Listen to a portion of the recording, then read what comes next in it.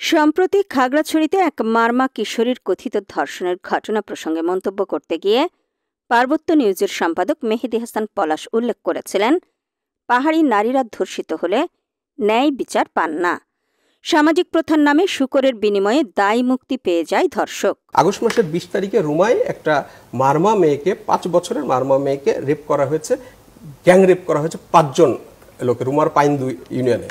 তো সেই মেয়েটাকে যখন 5 জন মেয়ে ছেলে রেপ করেছে, তারা সবাই পাহাড়ি এবং এটা বারবার তাকে করেছে। এবং এটা যখন ঘটনাটা ঘটেছে, তারপরে এই অভিযোগটা যখন সে তার ফ্যামিলিকে দিয়েছে, ফ্যামিলি হেডম্যান কারবারির কাছে গেছে, হেডম্যান কারবারি বিচার করে তাদের 5 জনকে 5টা শূকর, মানে প্রথাগত আইনে তাদের 5 জনকে 5টা শূকর জরিমানা করেছে, 50,000 টাকা জরিমানা করেছে এবং সেটা বাকি রেখে ছেড়ে দিয়েছে। বিষয়টি নিয়ে তখন তোলপাড় শুরু হয়। পাহাড়ে এবং সমতলের অনেকেই পার্বত্য নিউজ সম্পাদকের তীব্র সমালোচনা করে তার মন্তব্য প্রত্যাহারের দাবিও জানান।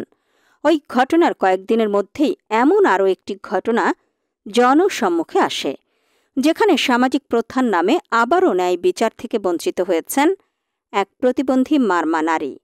রাঙামাটির কাপ্তাই উপজেলার ওই প্রতিবন্ধী নারী প্রভাবশালী আঞ্চলিক দলের স্থানীয় 3 সদস্যের লাগাতার ধর্ষণের শিকার হয়ে 5 মাসের অন্তঃসত্ত্বা হওয়ার পরও বিচারের দাবি করতে পারছেন না। এমনকি তার অনাগত সন্তানের পিতাকে সেটাও বলতে পারছেন না। সামাজিক প্রথার নামে স্থানীয় কারবারি ও মারমা সমাজের নেতারা দোষীদের কিছু অর্থ এবং 3 জনকে 3টি শূকর জরিমানা করে দায় মুক্তি দিয়েছেন। একই অপরাধে অপরাধী ঘোষণা করে ভিকটিম ওই নারীকেও 5,000 টাকা জরিমানা করেছেন। কাপ্তাইয়ের চিতমরম এলাকার ওই প্রতিবন্ধী মারমা নারীর ধর্ষিত হওয়া থেকে অন্তঃসত্ত্বা এবং সামাজিক প্রথার নামে অর্থ ও শূকরের বিনিময়ে 3 ধর্ষককে দায়মুক্তি দেওয়ার ঘটনাটি 19 অক্টোবর রাঙামাটির সাংবাদিক আলমগীর মানিক তার অনলাইন পোর্টাল CSTtimes24.com-এ এক অনুসন্ধানী প্রতিবেদনে বিস্তারিত তুলে ধরেছেন। CSTtimes24.com-এ রাঙামাটিতে 3 জনের ধর্ষণে প্রতিবন্ধী মারমা নারী অন্তঃসত্ত্বা, প্রথা আইনে রেহাই, এই শিরোনামে প্রকাশিত সংবাদে যা লেখা ছিল। পাহাড়ের সামাজিক বিচারের নামে নারীর প্রতি সহিংসতা ও বিচার বহির্ভূত প্রথার ভয়াবহ দৃষ্টান্ত আবারও উঠে এসেছে। এবার সামাজিক বিচারের নামে এক প্রতিবন্ধী মারমা এক নারীকে ধারাবাহিক ধর্ষণের মাধ্যমে 5 মাসের গর্ভবতী করে দেওয়ার ঘটনায় অভিযুক্ত 3 জনকে মাত্র 3,30,000 টাকা জরিমানা করে রেহাই দেওয়া হয়েছে। রাঙামাটির কাপ্তাই উপজেলাধীন চিতমরম ইউনিয়নের 5 নম্বর ওয়ার্ডের চংড়াছড়িমুখ এলাকায় 17 অক্টোবর এই বিচারের ঘটনা ঘটে।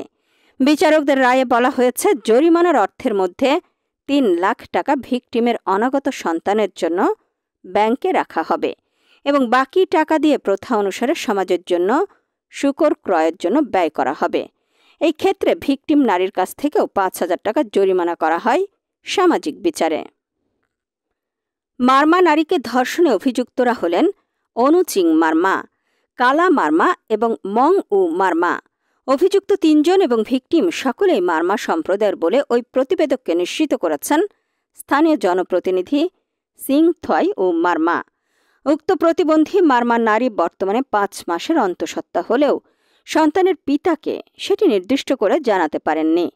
চলতি মাসের 2য় সপ্তাহে উক্ত ভিকটিম নারীর পেট ব্যথা শুরু হলে তার পেটে টিউমার হয়েছে বলে জানালেও এক পর্যায়ে একজন গ্রাম্য ধাত্রী উক্ত ভিকটিম গর্ভবতী বলে জানালে বিষয়টি জনসম্মুখে উঠে আসে।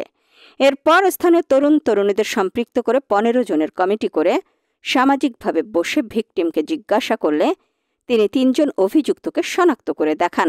এরপর সংশ্লিষ্টরা সকলেই তাদের অপরাধ স্বীকার করলে সবাই মিলে সিদ্ধান্ত নিয়ে অপরাধকারীদের 3 জনকে 1,10,000 টাকা করে মোট 3,30,000 টাকা জরিমানা করে রায় দেয়া হয়।